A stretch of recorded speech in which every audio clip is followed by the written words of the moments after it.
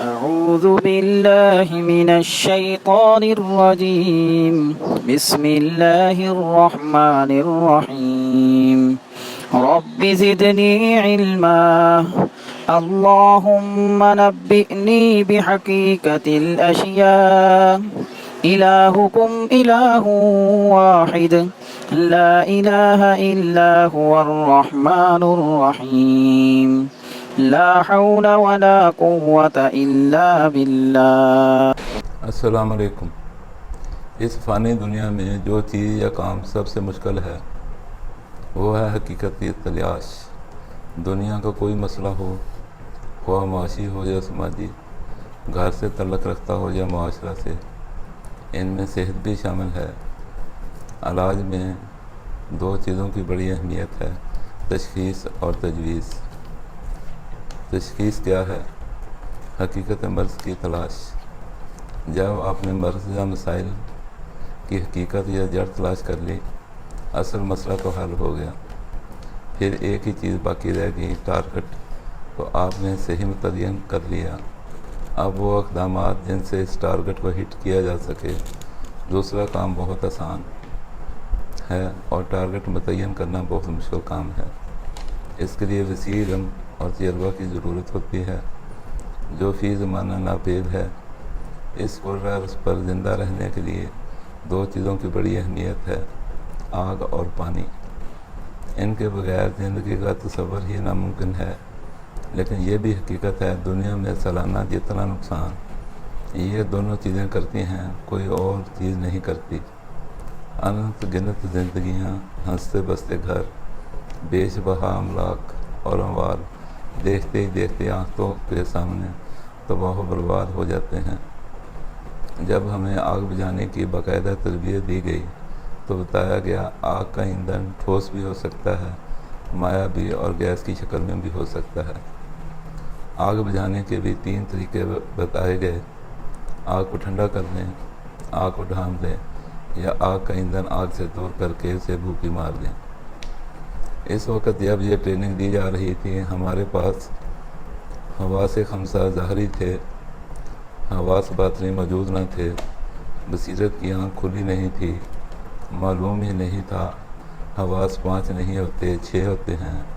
جی ہاں، آپ نے صحیح سنا، حواس 5 نہیں 6 ہوتے ہیں۔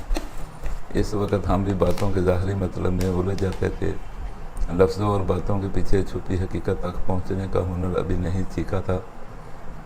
ہم بھی اس وقت باتوں اور لفظوں کے ظاہری مطلب میں الجھ جاتے تھے۔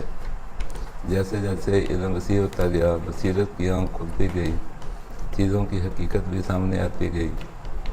پھر یہ عقدہ کھلا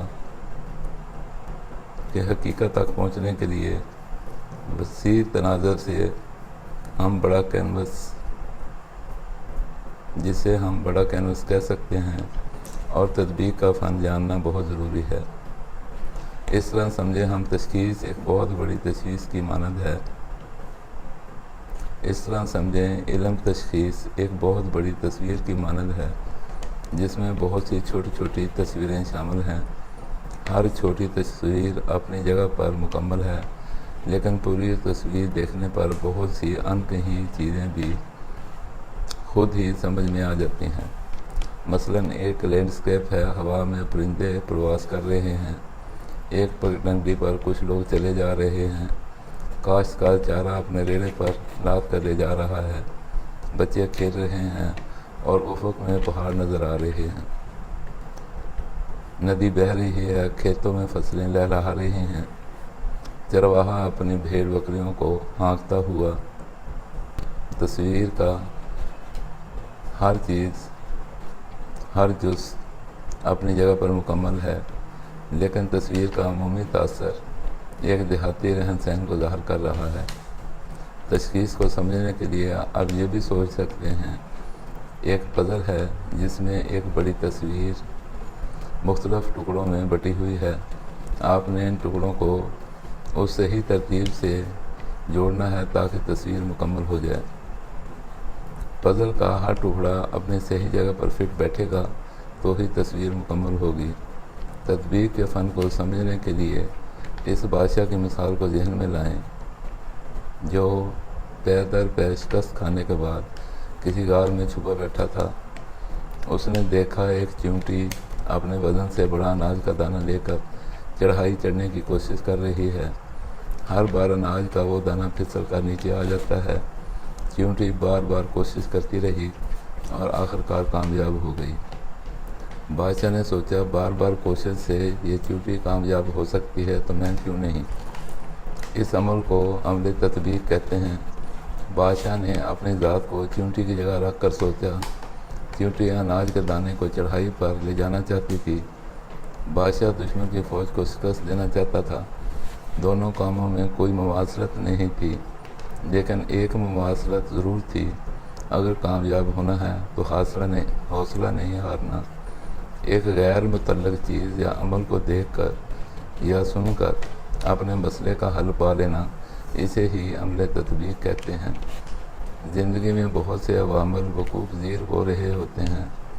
ہم نے چھوٹے چھوٹے عوامل سے بڑا نتیجہ اخذ کر لیتے ہیں، جو غلط طریقہ کار ہے۔ وہ چھوٹے چھوٹے عوامل ایک بڑی تصویر کا حصہ ہوتے ہیں، بذات خود مکمل تصویر نہیں ہوتے۔ جب تک ہم بڑی تصویر مکمل کیے بغیر فیصلے صادر کرتے رہیں گے، نواز نہیں بن سکیں گے۔ تشخیص میں مہارت حاصل کرنے کے لیے فوری فیصلہ کی بجائے ٹھوس بنیادوں پر فیصلہ کرنے کی صلاحیت حاصل کرنی ہوگی۔ ایک چیز ہوتی ہے، اسے فوک وزڈم کہتے ہیں۔ ہمارے بزرگ کیسے دانائی سے درست فیصلے کرتے تھے، ہمیں وہ ذہانت اور قوت فیصلہ اپنے اندر پیدا کرنی ہوگی۔ چینی ادب سے ایک واقعہ آپ کو سناتا ہوں، شاید اپنا مقصد آپ پر واضح کرنے میں کامیاب ہو جاؤں۔ کہتے ہیں ایک بوڑھے شخص کا ایک ہی بیٹا تھا۔ اس کی گھوڑی نے ایک بچہ دیا جو بہت خوبیوں والا تھا۔ اس بچے کے علاقہ بھر میں دھوم مچ گئی۔ ہر کوئی گھوڑے کے اس بچے کو حاصل کرنا چاہتا تھا۔ علاقہ کے جگیردار نے اس بوڑھے کو پیشکش کی منہ مانگے داموں پر گھوڑے کا بچہ اسے فروخت کر دے، لیکن اس بوڑھے نے انکار کر دیا۔ وقت کے ساتھ وہ بچہ جوان ہو گیا، اس کی صلاحیتیں اور نکھر گئیں۔ اس جیسا گھوڑا پورے علاقہ میں کسی کے پاس موجود نہیں تھا۔ وہ گھوڑا ایک رات غائب ہو گیا۔ سب لوگوں کا شک جاگیردار کی طرف گیا کہ اس نے گھوڑا چوری کروا لیا ہے۔ علاقہ کے تمام لوگ بوڑھے کے پاس افسوس کے لیے آئے۔ سب نے بوڑھے کو بدقسمت قرار دیا کہ اتنے اچھی منہ مانگی قیمت پر اس نے گھوڑا فروخت نہیں کیا، اب وہ گھوڑا چوری ہو گیا ہے۔ بوڑھے کا جواب تھا، گھوڑے کے گم یا چوری ہو جانے سے میری خوش قسمتی یا بدقسمتی کیسے ظاہر ہو گئی؟ لوگ بوڑھے کی عقل کا ماتم کرتے ہوئے واپس چلے گئے۔ دراصل وہ گھوڑا چوری نہیں ہوا تھا، رات کو کھل کر جنگل میں چلا گیا تھا۔ کچھ دن بعد وہ گھوڑا اپنے جیسے نصف درجن اور جنگلی گھوڑوں کو ساتھ لے کر واپس گھر آ گیا۔ لوگ پھر مبارکباد دینے آئے، اس کے گھر اکٹھے ہوئے اور اسے خوش قسمت قرار دینے لگے۔ ایک گھوڑا گیا تھا، وہ خود بھی آ گیا اور اپنے ساتھ مزید 6 گھوڑے بھی لے آیا۔ بوڑھے کا وہی پہلا جواب تھا، ایک گھوڑے کے چلے جانے سے نہ میں بدقسمت ہوا تھا اور اب 7 گھوڑوں کے آنے سے میں نہ ہی خوش قسمت ہوا ہوں۔ لوگ پھر بوڑھے کی سوچ پر افسوس کرتے ہوئے چلے گئے۔ کچھ دنوں بعد بوڑھے کے بیٹے نے بوڑھے سے جنگلی گھوڑوں کو سدھانے کی اجازت لی اور انہیں سدھانے لگا۔ ایک گھوڑے نے دولتی جھاڑی اور بوڑھے کے بیٹے کی ٹانگ ٹوٹ گئی۔ لوگ بوڑھے کے اکلوتے بیٹے کی ٹانگ ٹوٹ جانے کا افسوس کرنے آئے اور باپ بیٹے کو بدقسمت قرار دینے لگے۔ بوڑھے کے پاس ایک ہی جواب تھا، میری خوش قسمتی اور بدقسمتی کا تعلق میرے بیٹے کی ٹانگ ٹوٹ جانے سے نہیں ہے۔ لوگ افسوس اور غصہ کا اظہار کرتے ہوئے واپس چلے گئے۔ اتفاقاً بادشاہ وقت کی کسی کے دوسرے ملک کے ساتھ جنگ چھڑ گئی اور فوج میں بھرتی کے لیے جوانوں کی ضرورت پڑی۔ بادشاہ کے فوجی افسران آئے اور گاؤں کے تمام جوانوں کو جبراً ساتھ لے گئے۔ بوڑھے کا بیٹا چونکہ ٹانگ ٹوٹنے کی وجہ سے معذور تھا، اس لیے اسے چھوڑ گئے۔ تمام لوگ پھر اکٹھے ہوئے اور بوڑھے کو خوش قسمت قرار دینے لگے کہ ہمارے بچوں کا کچھ معلوم نہیں فوج سے زندہ واپس آئیں گے یا نہیں۔ بوڑھے کے بیٹے کی بے شک ٹانگ ٹوٹ گئی ہے لیکن زندہ تو رہے گا۔ بوڑھے نے وہی اپنی پرانی بات دہرائی، زندگی میں چھوٹے واقعات ہوتے رہتے ہیں، ان کا بدقسمتی یا خوش قسمتی سے کوئی تعلق نہیں ہوتا۔ معالج کی بصیرت وسیع ہوتی ہے، وہ بڑے تناظر میں ٹھوس کہہ کر فیصلے کرتا ہے اور پھر ان پر قائم رہتا ہے، بار بار فیصلے تبدیل نہیں کرتا۔ درست راستے کا انتخاب اور پھر اس راستے پر سفر منزل تک پہنچنے کی ضمانت ہوتی ہے۔ درست راستے کا انتخاب کیسے کرنا ہے اور پھر اس راستے پر گامزد کیسے رہنا ہے، یہی کچھ آپ کو سکھانے اور سمجھانے کے لیے یہ چینل شروع کیا ہے۔ آپ یہ سب کچھ سیکھ اور سمجھ گئے، ہمارا مقصد حاصل ہو گیا۔ زیادہ سے زیادہ لوگوں تک ہماری آواز پہنچانے کا ذریعہ بن جائیں، دنیا اور آخرت میں اس کا اجر آپ کو انشاءاللہ ضرور ملے گا۔ السلام علیکم۔